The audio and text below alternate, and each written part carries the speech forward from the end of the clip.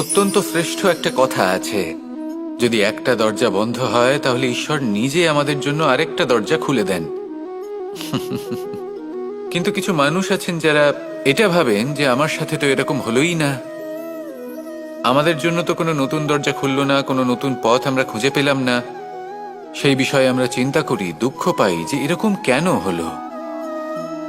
কখনো কখনো নতুন দরজা উন্মুক্ত হয়, কিন্তু পুরনো যে বন্ধ দরজা আছে তার সামনেই আমরা দুঃখী হয়ে বসে থাকি, আর এমন ভাবে বসে থাকি যে নতুন দরজার দিকে আমাদের চোখই যায় না। কখনো কখনো ঈশ্বর জেনে শুনেই আমাদের জন্য নতুন দরজা, নতুন পথ উন্মুক্ত করেন না, কারণ তিনি চান যে আমরা যেন পরিশ্রম করি, কর্ম করি, নিজেকে আরো বেশি শ্রেষ্ঠ করে তুলি, সক্ষম হই, আর নিজের পথ আমরা নিজেই খুঁজে নিই। কখনো কখনো এমনও হয় যে ঈশ্বর চান যে আমরা যেন সেই পথে চলতে শুরু করে দিই। ভবিষ্যতে গিয়ে ঈশ্বর আমাদের সবকিছুই প্রদান করেন।